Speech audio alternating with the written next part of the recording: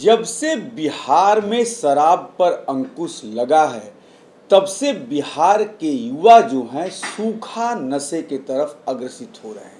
जी हाँ, सूखा नशा मतलब गांजा, अफीम, भांग,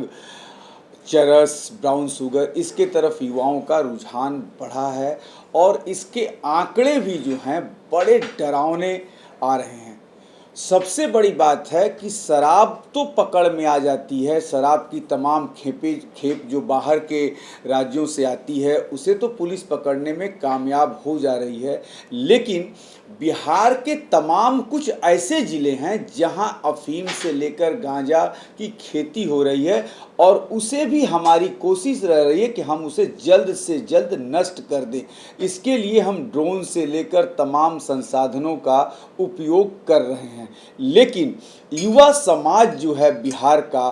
वो बहुत ही नशे में ग्रसित हो रहा है, इस सूखे नशे में ग्रसित हो रहा है और ये बिहार के लिए आने वाला समय बड़ा दुखदाई होने वाला है यदि ऐसा ही चलता रहा तो। ये बातें कही हैं नैयर हसनैन खान ने, जो कि एडीजी हैं आर्थिक अपराध इकाई के। उन्होंने कल एक प्रेस कॉन्फ्रेंस में, प्रेस वार्ता में ये सारी जानकारी दी कि बड़ी विभत्स स्थिति है बिहार में सूखे नशे की और सूखे नशे पे भी जो है हम कार्रवाई कर रहे हैं, लेकिन अभी जिस तरीके की कार्रवाई होनी चाहिए वहाँ तक पुलिस की पहुँच नहीं हो पा रही है। क्या कुछ कह रहे हैं Nayyar Hasnain Khan, ADG economics wing के हैं, आपको सुनवाते हैं। आर्थिक अपराध इकाई की तरफ से आज आपसे हम लोग जो मादक पदार्थों की समस्या है उस पर बात करेंगे और उसमें पुलिस मुख्यालय के द्वारा आर्थिक अपराध इकाई जो नोडल एजेंसी है नारकोटिक्स के संबंध में क्या कार्रवाइयां हम लोग कर रहे हैं, क्या चुनौती है, वो सारी चीजें आपके साथ हम लोग संक्षेप में डिस्कस करेंगे। आप जैसा जानते हैं कि नारकोटिक्स एक बहुत बड़ा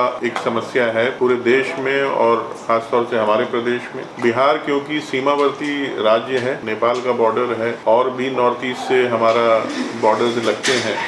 इसलिए नारकोटिक्स की समस्या यहाँ शुरू से रही है। ये एक ट्रांजिट पोर्ट के रूप में भी रहा है और अब पर कंजम्पशन की भी बात आ रही है। तो इन सारे चीजों को ध्यान में रखते हुए नारकोटिक के विरुद्ध एक व्यापक अभियान, जन जागरण, लोगों के बीच में एक अवेयरनेस का ड्राइव और इसके लिए एक बहुत ही कॉम्प्रिहेंसिव नीति निर्धारित की गई है जिसमें बहुत से विभागों का समन्वय है। बहुत सी एजेंसियों के साथ हम लोगों ने तालमेल करके एक रणनीति बनाई है जिससे आने वाले समय में मादक पदार्थों का जो व्यापार है, जो इसका दुरुपयोग हो रहा है, जिस प्रकार से इसमें इलीगल तरीके से दवाइयाँ बनाई जा रही हैं, इनको सरहद के पार से लाया और बेचा जा रहा है, ये सारी चीज़ों पर प्रतिबंध लगाया जाए और हमारी जो युवा जनरेशन है उसको इसके प्रकोप से बचाया जाए। जो हमारा भविष्य है उसमें बच्चे और नव युवक इसमें इसकी आदत में ना आए, उसके लिए बहुत प्रयास किए जा रहे हैं। अभी जो बिहार गवर्नमेंट की पॉलिसी है और जो पुलिस मुख्यालय और हमारे स्तर से इसमें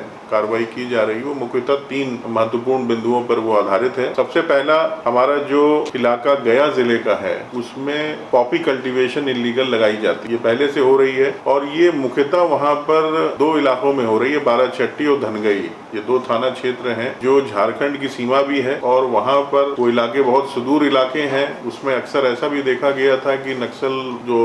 नक्सलवादी थे और नक्सल हमारे जो उस तरह के नक्सलाइट्स आर्म्ड ग्रुप से उनका प्रभाव उस इलाके में था। तो इस कारण से भी पहले यहाँ पर प्रशासन की, सिक्योरिटी फोर्सेस की, गवर्नमेंट की रीच कम थी, मगर इधर कुछ सालों में जिस प्रकार की कार्रवाई बिहार पुलिस के द्वारा की गई है तो इन सब इलाकों से मुख्यतः अब नक्सली प्रभाव बिल्कुल समाप्ति पर है। तो आपने सुना, ये थे नैयर हसनैन खान, बड़े ही काबिल ऑफिसर हैं जिसके कारण ही इन्हें इकोनॉमिक्स विंग का जो है प्रभार दिया गया है, एडीजी बनाया गया है और तमाम ऐसे आर्थिक अपराध इकाई में जो केस दर्ज होते हैं उनका इन्होंने खुलासा भी किया है। अब देखते हैं कि सूखे नशे के बारे में जो नैयर हसनैन खान ने कहा है उस पर कब तक काबू कर पाते हैं एडीजी इकोनॉमिक विंग्स, इस पर भी हमारी नज़र रहेगी। आप बने रहिए हमारे साथ।